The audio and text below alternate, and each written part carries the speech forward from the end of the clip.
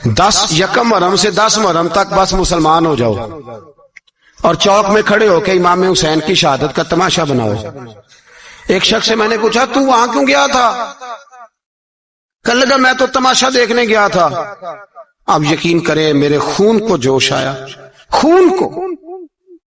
मैंने कहा, यार उन्होंने इमाम हुसैन की शहादत को तमाशा बनाया और तू तमाशबीन बन गया। समझ नहीं रहे कौन ये कोई तमाशा है। और सर पे टोपी कोई नहीं, चेहरे पे दाढ़ी कोई नहीं, बाल बढ़ाए हुए हैं, बाजारी लोगों की तरह गलों में कपड़े डाले, मिंबरों पे नाचते फिरते हैं। ये लोग अहले बैत का नाम लेंगे जिनकी शक्लें इस काबिल नहीं। ये लोग अहले बैत का जिक्र देखे आपने? ये सोशल मीडिया आया तो मुझे भी देख कुछ मकरू चेहरे देखने का मौका मिल गया, वरना मैं बाज रहता था। आप यकीन करें, वो शक्लें इस काबिल हैं कि इमाम हुसैन का नाम लें। आप यकीन करें, मैं ऐसे ऐसे चेहरे देखता हूं कि मेरा दिल नहीं करता ये सैयदा पाक का अपनी नाम से जुबान से नाम ले, तबीयत नहीं मानती। जिस आदमी ने सर नंगा किया हुआ देखे ना आपने सोशल मीडिया पे, ऐसे ये इस काबिल है दयानतदारी से मेरी रियायत ना करना। ये शक्ल है इमाम हुसैन का नाम लेने वाली, और बीबी पाक का नाम जिससे मर्जी सुन लेते हो। मैं तो बंद कर देता हूँ, बंद कर यार, इसका चेहरा ही नहीं इस काबिल के इससे हजरत फातिमा का जिक्र सुना जाए। इसको पता ही नहीं कैसे नाम ले रहा है हजरत फातिमा का। कुछ नात खाएं, वो नाच नाच के हजरत फातिमा का जिक्र, शर्म करो। पता ही नहीं किसका नाम ले रहे हो, पता ही नहीं किसका जिक्र कर रहे हो। ऊंचा बोलना, दाद देना, ये करना, उठ के खड़े, ये तमाशा है कोई अहले बैत का जिक्र? पता ही नहीं किसका तज़किरा कर रहे हो। जानते हो ये कौन है?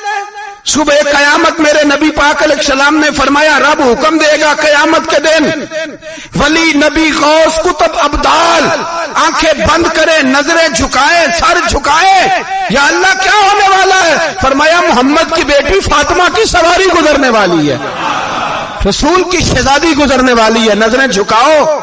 पता ही नहीं ये कौन है, किसका जिक्र कर रहे हो, और नाचते फिरते हो, खबर ही नहीं तुम्हें। मेरे दादा मुर्शद मुफ्ती आज़म हिंद मौलाना मुस्तफा रज़ा खां आला हजरत के छोटे बेटे, उनका एक मुरीद अपने किसी दोस्त से कहने लगा, मेरे पीर मुफ्ती आज़म है। उसने कहा, तुम सुन्नियों का तरीका है, जिसको बनाते हो आज़म ही बना देते हो, इमाम तो आज़म, आला हजरत तो आला हजरत, मुफ्ती तो मुफ्ती है, तुम्हारा तरीका है। उसने कहा, नहीं, मेरे पीर वाकई बड़े आलिम है। उसने कहा, मैं जाऊंगा, ऐसा मसला पूछूंगा, तेरे पीर को जवाब ही नहीं आएगा। वो साथ ले गया। जब सरकार मुफ्ती आजम की खिदमत में, आला हजरत के बेटे वो भी छोटे वाले, तेरी नस्ल पाक में है बच्चा बच्चा नूर का, छोटे बेटे आला हजरत के बैठक में बैठे थे, तो वो आ गया एतराज करने वाले को लेके, आपका मुरीद, पूछ ले जो मसला पूछना है। बैठक के 2 दरवाजे थे, एक बार खुलता था, एक घर में बैठे। सलाम कलाम के बाद, कैसे आए हो? कहा, हुजूर ये कोई बात पूछना चाहता है। और वो रस्ते में कह रहा था, मैं ऐसा सवाल पूछूंगा तेरे पीर को जवाब ही नहीं आएगा। रस्ते में ये बातें करता आ रहा। कहा, पूछो। उसने पूछा, कहने लगा, जी बताइए, नबी पाक अलैहिस्सलाम की 4 बेटियों के नाम क्या हैं? तो मुफ्ती आजम हिंद उठे, जो दरवाजा अंदर खुलता था उस कमरे से अंदर चले गए। वो एतराज, तनकीद आसान होती है, तामीर मुश्किल होती है, एतराज लोग फटाफट कर लेते हैं। कहने लगा, तो तेरे पीर को तो 4 बेटियों के नाम नहीं आते, वो किताब देखने चले गए, वो तो देख के बताएंगे, उनको तो नाम नहीं याद। पर क्या करे, फाज़िल बरेलवी का कमाल ही बड़ा अनोखा है।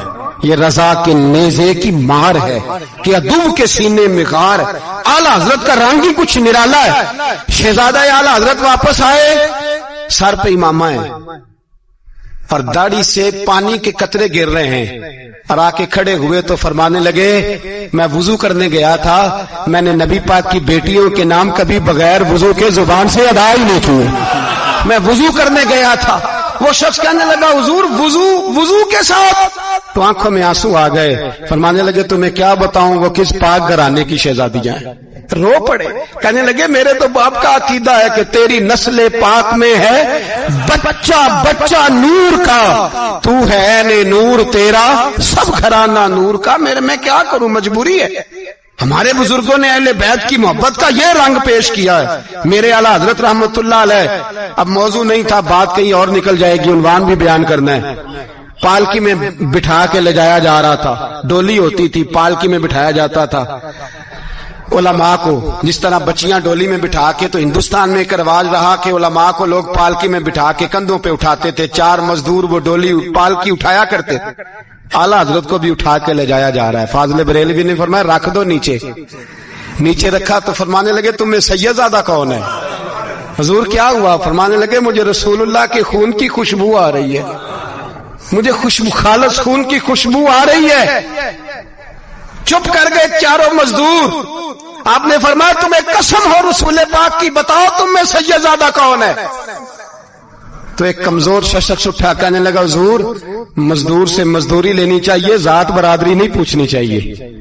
اعلیٰ حضرت نے فرمایا شاہ جی یہ آپ نے کیا کیا؟ مجھے ہی کندھوں پہ اٹھا لیا۔ لاکھوں لوگوں کا پیر اور ہزاروں مشائخ اور علماء کی آنکھوں کی ٹھنڈک، بریلی کے امام جن کا قلم اٹھے تو وقت کے بڑے بڑے سورما گردنیں جھکا دے۔ اعلیٰ حضرت رحمت اللہ تعالی علیہ پہلے تو اپنی پگڑی اٹھا کے پیروں میں بچھائی، کہنے لگے تیرے نانے کے نام پہ کھایا ہے، تیرے ہی کندھوں پہ چڑھ گیا ہوں، واسطہ مصطفیٰ کا مجھے معاف کرو۔ تو شہزادے نے پگڑی اٹھائی، کہا حضرت ایسے تو نہ کیجیے۔ فرمایا نہیں ابھی میرا دل راضی نہیں ہوا۔ پھر اس شہزادے کو اعلیٰ حضرت رحمت اللہ علیہ نے پالکی میں بٹھایا۔ شہزادہ سید زادہ مزدور ہے، بظاہر پڑھا لکھا نہیں، غریب ہے، ان کو پالکی میں بٹھایا اور فرمایا ایک طرف سے میں اٹھاؤں گا، ایک طرف سے میرا بیٹا حجت الاسلام حامد رضا اٹھائے گا، ایک طرف سے ملک العلماء مولانا ظفر الدین بہاری بخاری کی شرح لکھنے والا اٹھائے گا، ایک طرف سے فقہ حنفی کا انسائکلوپیڈیا بحر شریعت لکھنے والا مفتی صدر الشریعہ مولانا امجد علی اعظمی اٹھائیں گے۔ چاروں نے جب اٹھایا وہ جا رہے تھے تو مولانا حسن رضا فاضل بریلوی فرما رہے تھے بے ادب گستاخ فرقوں کو سنا دے اے حسن، بے ادب گستاخ فرقوں کو سنا دے اے حسن، یوں کہا کرتے ہیں سنی داستان اہل بیت، یوں کہا کرتے ہیں سنی داستان، یہ ہمارا طریقہ ہے رسول اللہ سے پیار کرنے کا، یہ ہمارا طریقہ ہے اہل بیت سے۔ یہ کیا محبت ہوئی؟ یکم محرم سے 10 محرم تک بازاری لوگ کھڑے کر دیے اور کہا اہل بیت کا ذکر کریں گے اور زینب پاک کا نام لیں گے اور سکینہ پاک کی، یہ لوگ پاک کریں گے جن کا لب و لہجہ ہی بازاری ہے، یہ گفتگو کریں گے۔ اور بہت سارے ہمارے لوگ دیکھنے چلے جاتے اور مجھے شکوہ ہے اپنے دوستوں سے بھی، یہ چپ کر کے بیٹھے رہتے ہیں محرم کے دنوں میں، آپ کا کوئی تعلق نہیں امام علی مقام کے ساتھ۔ کل بھی روزہ رکھیں گے انشاءاللہ، پرسوں بھی روزہ رکھیں گے، اور ہم امام حسین کا دن اس طرح منائیں گے کہ روزانہ قرآن پاک کی تلاوت کریں گے۔ ہم امام علی مقام کی یاد اس طرح منائیں گے کہ حسین تو نے جس سجدے میں سر کٹایا تھا 9-10 کو زیادہ سجدے کریں گے، اور تو نے جو قرآن پاک نیزے کی نوک پہ بھی جاری رکھا، ہم بھی 9-10 محرم سارا قرآن پڑھ کے گزار دیں گے۔ اور امام علی مقام کی فکر کو سمجھے، سوچ کو سمجھے۔ میں مضمون سارا بیان کرنا چاہ رہا تھا پر اب مجھے لوٹنا پڑے گا۔ اہل بیت کا پیار ایمان کا حصہ ہے، ایمان کا، اگر اہل بیت سے محبت نہ ہوئی، صحابہ کا پیار نہ ہوا تو ایمان قابل قبول نہیں۔ کچھ لوگ بڑے ہوتے ہیں اس لیے کہ ان کا باپ بڑا ہوتا ہے، بہت بڑے باپ کا بیٹا ہے جی، تو خود کیا ہے جی، یہ امام حسین بہت ہی بڑے باپ کے بیٹے تھے، بہت ہی بڑے باپ کے، بہت ہی بڑے باپ۔ مولا علی شیر خدا رضی اللہ تعالی، واقعی حضرت علی جیسا شیر کوئی نہیں ہے، ہی کوئی نہیں، آئے گا ہی کوئی نہیں، ہو ہی نہیں سکتا، سوال ہی نہیں پیدا ہوتا۔ علی بہرحال علی ہے، علی بہرحال کوئی جوڑ نہیں حضرت علی کا، کوئی ساتھ نہیں۔ میرے رسول پاک نے فرمایا یہاں بھی میرا بھائی ہے وہاں بھی میرا بھائی ہے، حضرت علی کا کوئی مقابلہ کر سکتا؟ اتنے بڑے باپ کا بیٹا۔ حضرت امام حسین خود بھی بہت ہی بڑے تھے، امام حسین خود بھی اللہ جانتا ہے بہت بڑے تھے۔ کہتے ہیں گدی پہ بیٹھ گیا اسے کوئی ضرورت نہیں، لیکن امام حسین نے ایسے نہیں کیا۔ امام زین العابدین فرماتے ہیں میرے ابا جی امام حسین فرض نمازوں کے علاوہ ایک دن میں 100 نفل ادا کیا کرتے تھے، اور ایک روایت میں فرماتے ہیں 1000 نفل پڑھا کرتے تھے۔ کتنے؟ چلو تسی 50 پڑھ لے گے، بتاؤ تو صحیح نا کتنے؟ تو یہ جو امام حسین کا بڑا نام لینے والے ہیں، یہ تو ان سے پوچھو کہ تم تو نمازیں پوری نہیں پڑھتے، اور امام کا تو تعلق ہے نماز کے ساتھ۔ 9-10 محرم کی ساری رات امام حسین کیا کرتے رہے؟ بولے یہاں لوگ دیگے کھاتے رہتے ہیں 9-10 کی رات، چرگے کھاتے رہتے ہیں، ساری رات چھوٹا گوشت کھا کے گزار دیتے ہیں۔ امام حسین رضی اللہ تعالیٰ عنہ، بھائی اللہ تو مانا ہوا تھا، حسین پہ سب سے زیادہ راضی تھا میرا رب، لیکن امام علی مقام نے 9-10 کی ساری رات کا اللہ مجھ سے راضی ہو جا، اللہ مجھ سے راضی ہو جا، اللہ مجھ پہ رضا نازل کر دے۔ ساری رات کربلا کی ریت پہ آنسو بہا بہا کے ساری رات سجدے میں گزار دی، تو تماشا کر کے سو جاتا ہے اور کہتا ہے میں بڑا حسینی ہوں۔ امام علی مقام بہت بڑے تھے، عبادت گزار تھے، ریاضت بڑی کرتے تھے۔ امام حسین کے گھر کا کعبہ تھا، اپنا تھا، جو شے قریب ہوتی ہے اس کی قدر نہیں ہوتی۔ سعودی عرب میں بہت سارے لوگ ابھی بھی رہتے ہیں جنہوں نے حج نہیں کیا، کہتے ادھر ہی چلے جائیں گے۔ ہمارے بہت سارے پاکستانی جن کی ڈیوٹیاں مکے میں لگ گئی ہیں، وہ کبھی ہمیں وہاں ملنے آئے تو ہم کہتے ہیں جناب آپ آتے نہیں، کہتے ہیں آتے ہیں کبھی کبھی۔ ان کو حرم شریف کی وہ قدر، لیکن امام حسین علی مقام کا کردار یہ تھا کہ مدینے سے دونوں بھائی مدینے سے پیدل جایا کرتے تھے مکے کا حج کرنے۔ کس طرح؟ انہوں نے یہ نہیں کہا ہمیں ریاضت کی ضرورت نہیں، عبادت کی ضرورت نہیں، ہم تو حضور کا خون ہے بخشے بخشائیں۔ پیدل مدینے سے دونوں شہزادے اور اس طرح پیدل جاتے تھے، ایک دفعہ نہیں، 2 دفعہ نہیں، 25 حج دونوں نے پیدل مکے جا کے ادا فرمایا۔ 25 حج۔ تجھے کبھی توفیق ہی نہیں ہوئی؟ تو جہاز پہ جانا بھی پسند نہیں کرتا، تو خیال ہی نہیں کرتا کہ کتنی قدر ہے اللہ کے گھر کی۔ 25 حج۔ اور سخاوت کا یہ حال تھا، سخاوت کا، کہ امام زین العابدین فرماتے ہیں 1,00,000 دینار سویرے آیا۔ کتنا؟ سمجھ لیں اربوں خربوں روپے آج کے حساب سے، 1,00,000 دینار۔ اور فرماتے ہیں فاطمہ کے لال دروازے پہ بیٹھ گئے پیسے لے کے، اور لوگوں کو بلا بلا کے نظر دی، فرمایا تھوڑے سے لے جاؤ، تھوڑے سے لے جاؤ، تھوڑے سے لے جاؤ، تھوڑے سے۔ فرماتے زور تک امام حسین نے لاکھوں بانٹ دیے۔ اٹھ کے اندر آئے تو میں نے کہا ابا جی کو 1 دینار بچا لیتے۔ آپ جب بازو اٹھاتے ہیں تو آپ کے کرتے پہ 17 پیبند لگے ہوئے ہیں، ایک کرتا ہی نیا لے لیتے۔ تو فرماتے ہیں میری طرف دیکھ کے کہنے لگے بیٹے، یہ نہیں کہا کہ میں لے لیتا کرتا، لفظوں پہ غور کرنا۔ فرمانے لگے بیٹے اگر تو پہلے بتاتا تو پھر میں سوچتا، پہلے بتاتا تو پھر بھی میں، یہ نہیں کہا رکھ لیتا، پھر بھی میں سوچتا رکھنا ہے کہ نہیں۔ امام حسین نے سخاوت کی، عبادت کی، ریاضت کی، قرآن پڑھا، تلاوت کی، درگزر کیا، پیار کیا۔ امام حسن کی بات ہے، ایک لونڈی آئی، ہمارے ہاں تو شہزادوں کا اللہ ہی حافظ ہے نا، شہزادے وہ کسی کے بھی ہوں، یہ جو ہمارے سیاستدانوں کی شہزادے ہیں یہ ہم نے خراب کیے ہوئے، ان کی گاڑیوں کے پیچھے بھاگ بھاگ کے، اس لیے تباہ ہو گئے۔ پیروں کے شہزادے یہ خراب ہو گئے سارے، اس لیے کہ پیچھے بڑا بھاگتے ہیں۔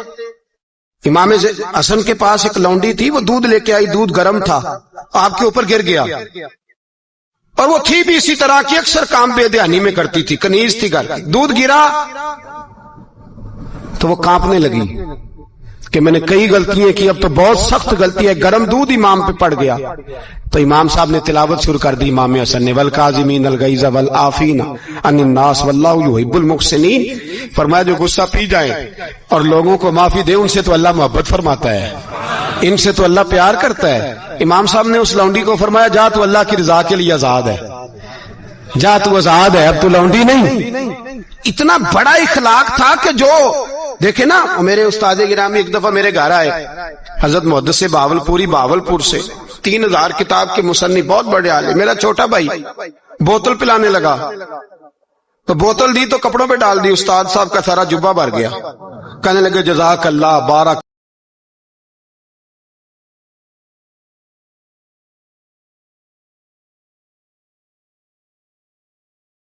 اللہ، اللہ مزید فزید، اللہ علم دے، فضل دے۔ تو میں نے کان میں کہا، میں کہ استاد جی انیاں دعاواں دینیاں سنتے، میں آپ روڑ چھڑ دا۔ اس نے کیوں یہ کیا ہے؟ مگر اتنی دعائیں دینی تھی تو میں ڈال دیتا آپ کے کپڑوں پہ پانی شربت، آپ نے اتنی دعائیں دے دی۔ بزرگ جلال کا مزاج نہیں، وہ شہزادے ہوتے ہیں جن کی طبیعت پہ ناگوار گزرتا ہے کہ یہ کیسے ہوگا۔ یوں امام حسین، امام حسن نے کسی جگہ بھی شہزادے بن کے وقت نہیں گزارا، اور میرے نبی پاک نے بھی انہیں شہزادے نہیں بنایا۔ ہم سب کے بچے شہزادے ہیں، جتنے بھی ہم ہیں نا، میرا بچہ جی منہ سے بات نکالتا ہے تو میں پوری کر دیتا ہوں، پھر بھی نافرمان ہے۔ میں نے کہا اسی لیے نافرمان ہے، اگر آدھی پوری کرتے اور آدھی نہ کرتے تو اسے پتا ہوتا کہ کہیں صبر بھی کرنا ہے۔ ہمارا بچہ روٹی نہ پکے تو گھر میں ٹی وی بھی توڑ دیتا ہے، اس کی اماں کھانا ٹائم پہ نہ پکائے تو برتن توڑتا ہے۔ کیوں؟ ہم نے اس کی عادتیں خراب کی ہیں۔ لیکن میرے رسول پاک صلی اللہ علیہ وسلم نے جھولی اٹھا کے دعا مانگی، اے اللہ، گویا حضور کہہ رہے تھے انہوں نے کو کربلا میں بھی جانا ہے، فرمایا یا اللہ انہیں 3 وقت روٹی نہ دینا، 1 وقت روٹی دینا، 3 وقت نہیں، 1 وقت کی روٹی دے، 1 وقت کا کھانا دے۔ اور نبی پاک نے ٹریننگ گھر کے اندر کرائی تھی، اندر حضرت فاطمہ نے ٹریننگ کرائی تھی۔ لوگ کہتے ہیں 3 دن امام حسین پیاسے رہے، بھوکے رہے، تو میں نے کہا ٹریننگ تھی ان کی اماں کی۔ توجہ ہے میری بات پر؟ ہمارا بچہ تو 1 گھنٹہ برگر نہ ملے تو برتن توڑے، ان کی اماں کی ٹریننگ تھی، صبر حوصلہ سکھایا تھا۔ امام حسن اور حسین بیمار ہو گئے تو حضرت فاطمہ نے منت مانگی، یا اللہ میرے بچوں کو شفا دے، میں 3 روزے رکھوں گی۔ کون سی منت مانی؟ بولیے۔ ہم صرف دیکھ کی منت ہی مانتے ہیں، میں دیکھ پکاواں گا۔ ایک آدمی مجھے کہنے لگا میں نے منت مانی تھی کہ میں بکرا دوں گا اللہ کے رستے میں، اگر میرا کام ہو جائے تو کام ہو گیا، بکرے کے پیسے کوئی نہیں۔ تو میں کہا تینوں پہلا نہیں تھی پتا، میرے کو کوئی نہیں۔ کہتا اب کیا کروں؟ میں کہا اب تو دینی پڑے گی، اور اس میں بھی تحقیق باقی ہے، لیکن بات یہ ہے بھائی کہ منت یہ کیوں نہیں مانی کہ یا اللہ میرا کام ہو جائے میں 100 نفل پڑھوں گا؟ جو بھی منت مانگتا ہے وہ دیکھ کی مان لیتا ہے، بکرے کی منت ہی مانتے ہو، یہ کیوں نہیں منت مانتے کہ یا اللہ میرا کام ہو جائے تو میں پورا قرآن شریف ختم کروں گا؟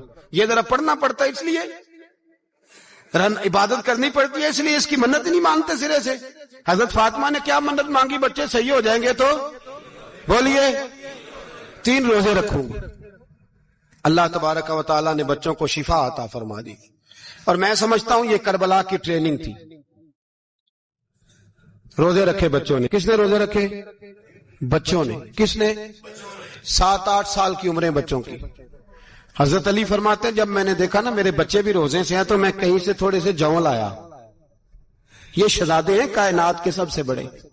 فرماتے میں نے بی بی پاک کو دیے تو سیدہ پاک نے جوں پیسے روٹیاں پکائیں، اور جب عین افطاری کے وقت کھانا سامنے آیا تو دروازے پہ بھکاری آیا، عین بڑا بے نیاز ہے اللہ، عجیب رنگ ہے مالک کا۔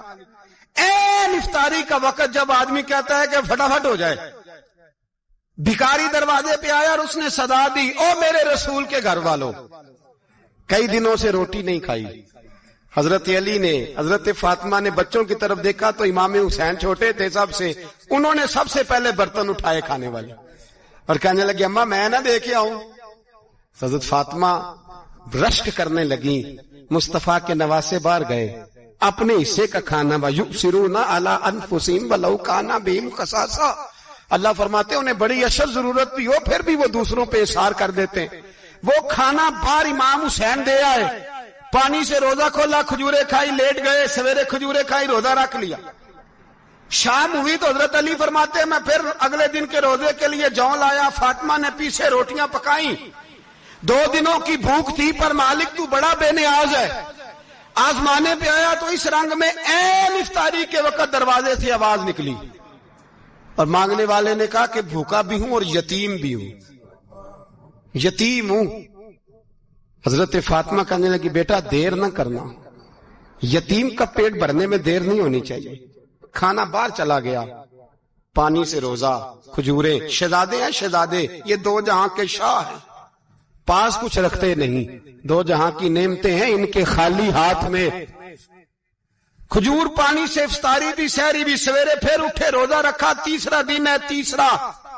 ذرا دل پہ ہاتھ رکھنا، بچہ ایک رات بھوکا ہو تو اماں سوتی نہیں، اور میں کہا کرتا ہوں اماں فالج والی ہو نا، فالج والی ماں، فالج زدہ، تو آدھی رات کو اس کا بیٹا جوان کہے تھوڑی بھوک لگی ہوئی تھی، تو اماں کو رینگنا بھی پڑے تو وہ رینگ کے بھی جاتی ہے، روٹی پکاتی ہے، کہتے میرا لال بھوکا نہ سو جائے۔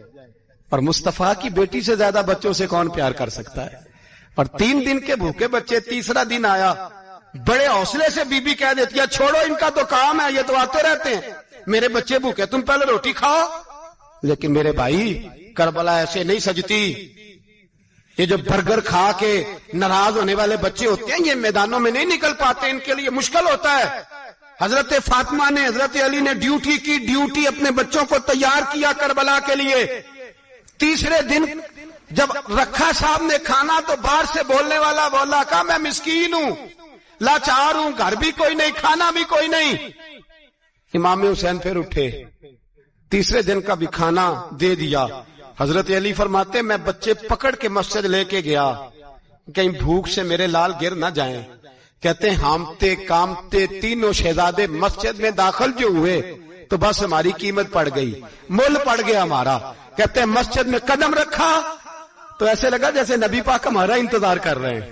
فرماتے ہیں تیسرے دن کی مغرب پڑھنے گئے تو حضور نے تینوں باپ بیٹوں کو چہرے دیکھے، فرمایا علی یہ جبریل کھڑے ہیں اور فرما رہے ہیں تیرے 3 دن کا عمل خدا کو بھی بڑا پسند آیا ہے، محمد مصطفیٰ کو بھی بڑا پسند آیا ہے، بڑا پسند آیا ہے 3 دن کا عمل۔ میرے بھائی ٹریننگ کرائی، ٹریننگ۔ ہمارے ہاں تو حال بڑا سخت ہے، اور دین کا معاملہ، چوری آتے ہیں بچے گھروں سے چوری نمازیں پڑھنے، داڑھی رکھ لے تو سب سے پہلے مسئلہ اماں کو بنتا ہے، سب سے پہلا۔ انہوں نے ٹریننگ کی، دین کے لیے تیار کیا، ہمتیں بدھائیں، اور رسول پاک علیہ السلام نے خود اپنی بیٹی کی تربیت فرمائی، شہزادی کی۔ کس کی؟ دنیا میں سب سے بڑی شہزادی کون ہے؟ آپ نام لیں گے تو دل ٹھنڈا ہوگا انشاءاللہ۔ میرا عقیدہ ہے حضرت فاطمہ کا نام لے تو اللہ دل کو سکون دیتا ہے۔ سب سے بڑی شہزادی سیدہ، بولیے سیدہ فاطمہ الزہرا رضی اللہ تعالی عنہ۔ حضرت علی فرماتے ہیں حضور بڑا پیار کرتے تھے حضرت فاطمہ سے، جب سفر پہ جاتے تو سب سے آخر میں حضرت فاطمہ سے ملتے، واپس آتے تو سب سے پہلے حضرت فاطمہ سے ملتے۔ فرماتے ایک جہاد کے لیے حضور چلے گئے اور مجھے نائب بنا کے چھوڑ گئے، میرے پاس مال غنیمت کے تھوڑے سے پیسے تھے، تھوڑی سی رقم تھی، تو میں نے سوچا کہ میں نے فاطمہ کو کبھی تحفہ نہیں دیا تو ایک زنجیر نہ سونے کی خرید کے دوں۔ کہتے ایک چین سونے کی زنجیر خرید کے میں نے حضرت فاطمہ کو تحفہ دی تو سیدہ نے پہن لی۔ کچھ دنوں کے بعد خبر آئی کہ حضور کل پہنچ رہے ہیں واپس۔ کہتے میں نے فاطمہ کو بتایا تو مجھے پتا تھا فاطمہ کیا کرے گی۔ سیدہ نے سارا گھر صاف کیا، ساری تیاریاں کی، کھانے چنے، جو اس وقت ماحول تھا ہر لحاظ سے حضور کی آمد کا انتظار کیا، اور سویرے سے ہی حضرت فاطمہ بیٹھ گئی۔ سویرے سے حضور کئی دنوں کے بعد آ رہے، کمال ہو گئی۔ فرماتے ہیں جب محبوب تشریف لائے نا، پہلا قدم نبی پاک نے حضرت فاطمہ کے گھر کے اندر رکھا، السلام علیکم کہا، اور شیر خدا فرماتے جناب فاطمہ کو دیکھا اور نبی پاک واپس پلٹ گئے۔ کہتے میں نہیں تھا گھر میں واپس آیا، بی بی صاحبہ نے بتایا اور میں نے دیکھا کہ فاطمہ اس طرح روتی ہے کہ میں نے ایسا روتے کبھی دیکھا ہی نہیں۔ فاطمہ ہوا کیا کا پتہ کرو۔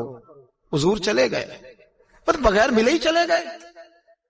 کہتی ہے میں مسجد گیا، میں نے کہا ایسا کیا ہو گیا کہ اتنا محبوب بغیر ملے رخصت ہو گئے؟ میں مسجد گیا اور جا کر کے میں نے دیکھا تو نبی پاک کی مسجد کے کونے میں بیٹھے۔ میں قریب بیٹھا، میں نے کہا یا رسول اللہ فاطمہ بڑا رو رہی ہے، کیا ہوا؟ کہتے نبی پاک کی آنکھوں میں بھی آنسو آ گئے، حضور بھی روئے۔ پتہ ہے نبی پاک نے کیا فرمایا؟ یہ تربیت ہے، اس طرح کربلا سجتی ہے۔ رسول پاک علیہ الصلوۃ والسلام نے فرمایا وہ میری بیٹی ہو کے سونا پہنتی ہے، ہر عورت کے لیے جائز ہے، کئی کلو بھی پہن لے تو شریعت منع نہیں کرتی۔ حضور نے فرمایا میری بیٹی ہو کے سونا پہنتی ہے، اگر فاطمہ بھی سونا پہنے گی تو امت کی غریب بیٹیاں کس کے طریقے پہ چلیں گی؟ غریب بیٹیاں کس کے طریقے؟ جو باپ مجبور ہو کے 12 بندوں کے ساتھ بیٹی کو رخصت کرے گا وہ کہہ تو سکے گا نا میں اس طرح شادی کر رہا ہوں جس طرح مصطفیٰ نے فاطمہ کی تھی، وہ کہہ تو سکے گا نا، لیکن اگر یہ بھی سونے پہنے گی تو پھر نقشے قدم کیسے متعین ہوں گے؟ حضرت شیر خدا واپس آئے، کہا فاطمہ یہ تیری چین رسول پاک کو پسند نہیں آئی۔ بھائی یہ حقیقتیں سمجھو، جب بچوں کے ماحول کے اندر یہ رنگ، کیسے بیٹیاں سسرال میں جا کے گزارا کریں گی جب تو جان ہی نہیں چھوڑ رہا، جب تو ان کو طریقہ سلیقہ سکھا ہی نہیں رہا؟ الا ماشاءاللہ کثرت کے ساتھ ماں باپ کی غلط بریفنگ ہوتی ہے، جو ہستا بستا گھر خراب ہوتا ہے، اور بچے کے ماں باپ بھی تکلیف میں ہوتے ہیں اس لیے کہ بچہ تکلیف میں ہوتا ہے۔ خدا را ان بچیوں کے ساتھ وہ معاملہ کریں کہ یہ اپنے گھر جا کے اگر کچھ مشکل بھی دیکھنی پڑے تو وقت گزار سکے. بھائی میرے رسول پاک علیہ السلام نے تیاری کرائی، ٹریننگ دی اور تربیت کی اپنی اہل بیت کی، اس لیے 3 دن پانی بھی بند رہا تو انہیں کوئی پریشانی. یزید نے کہا سونا لے لو، ہیرے لے لو، جواہرات لے لو، لیکن ان کی دلچسپی نہیں تھی تو ان کے قریب کوئی شے آ سکی. یہاں لوگ بکتے اس لیے ہیں کہ موج کرنے کا بڑا شوق ہے، مکان بنگلہ کاریں پجارو یہ چیزیں پریشان کرتی ہیں تو لوگ بکتے ہیں. مضمون کو سمیٹنا ہے. میں 3-4 موضوع آج بیان کرنا چاہتا تھا لیکن باتیں بس پھسل کے دائیں بائیں نکل جاتی ہیں. جو بدر کی جنگ تھی نا وہ کفر اسلام کی جنگ تھی. احد کی جنگ بول کے بتائیں. خیبر کی، خندق، کربلا نہیں، حق و باطل کی. کون سی بولیں؟ نہیں، ایک دفعہ سارے بولیں آپ کو ثواب ہوگا، کیونکہ امام حسین کو آپ حق پہ کہیں گے تو اللہ آپ کو اجر دے گا. کون سی جنگ تھی؟ ہمارے حکمران پتہ کیا کہتے ہیں مولوی ہر وقت ہمارے پیچھے پڑے رہتے ہیں، ہم نہیں مسلمان، ہم نہیں نماز پڑھتے. تمہیں تو سورت اخلاص نہیں آتی. یزید تو جمعہ پڑھایا کرتا تھا، تو جمعے کو خطبہ دیتا تھا. اور عجیب لفظ لکھے ہیں بعض تاریخ لکھنے والوں نے کہ جمعے کا دن تھا تو امام حسین 10 محرم نا جمعے والے دن تھی، تو امام حسین کربلا میں باہر نکلے تو آپ نے فرمایا اتمام حجت کر دوں، کوئی یہ نہ سمجھے کہ مجھے تو پتہ ہی نہیں چلا، غلطی سے تیر لگ گیا امام حسین کو. آپ نے فرمایا مجھے بتاؤ تو صحیح مجھے کیوں شہید کر رہے ہو. کوئی نہ بتا سکا تو امام حسین نے فرمایا مجھے کیا ضرورت تھی مدینہ چھوڑ کے مسجد نبوی چھوڑ کے آتا، میں تو اس لیے آیا ہوں کہ جس کو تم نے حکمران بنایا وہ شرابی ہے. کون ہے؟ وہ رنڈیوں کا ناچ دیکھتا ہے، مجرے دیکھتا ہے، مجرے. وہ اللہ کے حلال کو حرام اور حرام کو حلال کہتا ہے، لہذا مسلمانوں کا حکمران بننے کے قابل ہے یہ امام. اور یہ میں آپ کو ایک نہیں، میں 20 تاریخوں میں دکھاؤں گا کہ یہی خطبہ امام حسین کا کہ تم نے اللہ کے حلال کو حرام، حرام کو حلال کہا، شراب، زنا، جوا، بدکاری عام کر دی، لہذا یزید مسلمانوں کا حکمران بننے کا اہل. امام حسین خطبہ دے رہے ہیں تو یزید کی فوج سے نا لشکر آوازیں دینے لگا. کیا بلا؟ کہنے لگے حسین جلدی کرو، یا بیعت کرو یا جنگ کرو، دیر نہ کرو، ہمارا جمعہ لیٹ ہو رہا ہے. بلے ہو نمازیو، ہمارا جمعہ لیٹ ہو رہا ہے. جمعہ حسین کو شہید کریں گے، گردن کاٹیں گے، پھر جمعہ پڑھیں گے، نماز پڑھیں گے اور نماز میں کہیں گے اللہم صلی علی محمد وعلی. یہ نمازی ہیں. اہل بیت کی گردن پہ چھری چلائیں گے، پھر نماز پڑھیں گے اور کہیں گے اللہم صلی علی محمد وعلی. بلے ہو نمازیو. علامہ ہزاروی کہا کرتے تھے بلے ہو نمازیو. کیسے نمازی ہو کہ اہل بیت کی گردن پہ چھری اور ساتھ ہی اللہم صلی علی محمد وعلی، یہ کیسے نمازی ہو؟ یہ آج پوری دنیا کا حکمران اللہ ماشاءاللہ اسی طرح کا نمازی ہے. وہ کہتا میری فوٹو دیکھی نہیں، میں نے عید پڑھی ہے مسجد میں، دیکھا نہیں فوٹو لگی ہوئی تھی، میں نے بھی عید پڑھی ہے، جمعہ پڑھا نہیں میں نے. میرا بھی ابا فوت ہو جائے تو جنازہ پڑھتا ہوں، مولوی مجھے مسلمان کیوں نہیں مانتا؟ میں نے کہا یزید کو کیوں نہیں امام حسین نے مسلمان مانا؟ وہ تو دمشق کی جامع مسجد کا خطیب تھا. امام حسین نے سبق دیا ہے، سبق کہ زانی شرابی کو حکمران بنایا جا سکتا. پر میں کیا کروں، کلیجہ پھٹتا ہے، روح کانپتی ہے، دل تڑپتا ہے. مجھے ایسے لگتا ہے کہ جب میری ملت کا جوان اپنے موبائل پہ مجرا دیکھتا ہے نا، گندا مجرا، تو مجھے لگتا ہے 6 مہینے کا حضرت علی اصغر کا مزار کانپنے لگتا ہے کہ یا اللہ جس کام کے خلاف میں نے 6 مہینے کی جان قربان کی، میرے ماننے والے وہ کام کر رہے ہیں، میرے ماننے والے. اور جب مہندی کی رسم پہ شراب کی بوتلیں چلتی ہیں اور حاجی صاحب کہتے ہیں مجھے نہیں پتا منڈے کنڈے کیا کر رہے تھے، تو مجھے لگتا ہے حضرت عباس کے کٹے ہوئے بازوؤں میں پھر سے درد شروع ہو جاتا ہے. اور وہ کہتے ہیں میں نے جس کام کے خلاف بازو کٹوا دیے، میرے ماننے والے وہ کام کر رہے ہیں. اور جب بدکاروں بے حیاؤں کے نعرے لگاتی ہے قوم تو پھر جنگل سے صدا آتی ہے امام حسین کی. پھر حسین کہتے ہیں کہ نہیں، ابھی کربلا ختم تو نہیں ہوئی، حسین ابھی کربلا میں، حسین ابھی بھی جب اور یہ میں سب کی بات کر رہا ہوں، پاکستانیوں کی نہیں، صرف سارے حکمران، بہت سارے جو اسلام کا دعویٰ کرتے ہیں، وہ جب جہاز سے اتر کے دوسرے ملک میں جاتے ہیں تو جبے کے نیچے سے پینٹیں نکال لیتے ہیں. انہوں نے بھی مذہب کو رنگ دار بنا لیا ہے، کبھی رنگ اور ہوتا ہے کبھی اور ہوتا ہے. خدا را امام حسین کو تڑپاؤ نہ، خدا را شرابیوں کو ووٹ دے کے، ظالموں کو ووٹ دے کے، اور یہ سارے ہی ایسے، میں کسی ایک کی بس، سارے ہی ایسے. یزید نے بھی کتا رکھا ہوا تھا، اس کے بھی ساتھ سویا کرتا، آپ کے بھی کئی سیاستدانوں نے پالے ہوئے. یہ سارے تماشے کرنے والے، جانوروں کی لڑائی دیکھنا بھی حرام اور کرانا بھی، یہ سارے ایک ہی رستے میں، یہ سارے ایاک نعبد و ایاک نستعین کوئی ایک آیت پڑھ لیتا ہے، اس کے بعد ڈھول بجانے، عورتوں کے ناچ کرانے شروع کر دیتا ہے.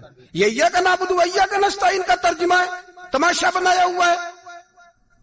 اور وہ جن کا بڑا دعویٰ ہے کہ ہم نے بڑی مسجدیں بنائی ہیں، اتنی رسوائی کے بعد بھی انہیں شرم نہیں آئی کہ کتنے رسوا ہو گئے.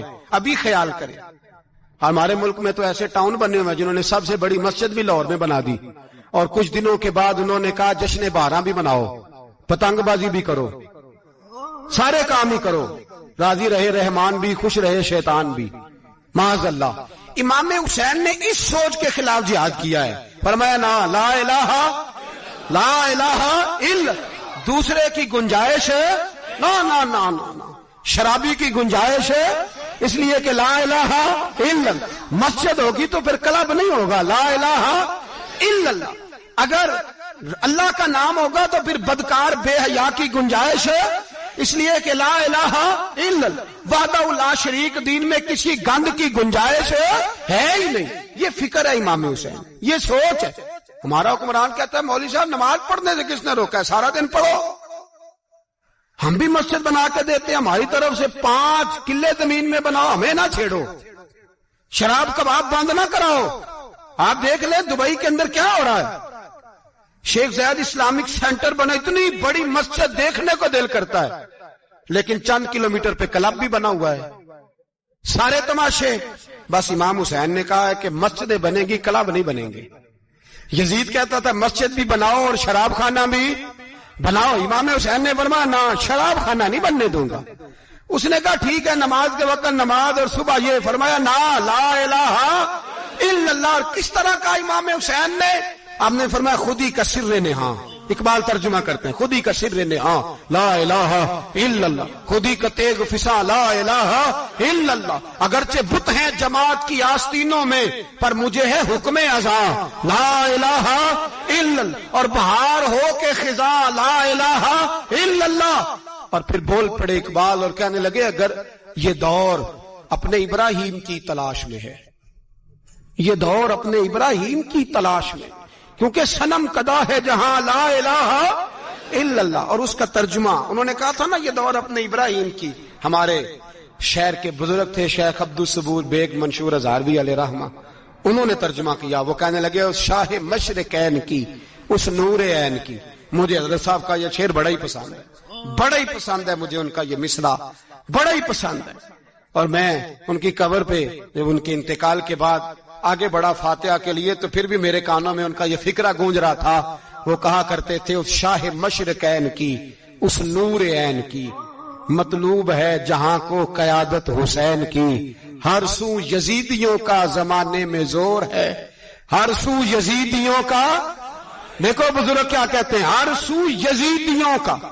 ایک یزید تھا نا، ہر سو یزیدیوں کا، اس شاہ مشرقین کی، اس نور عین کی.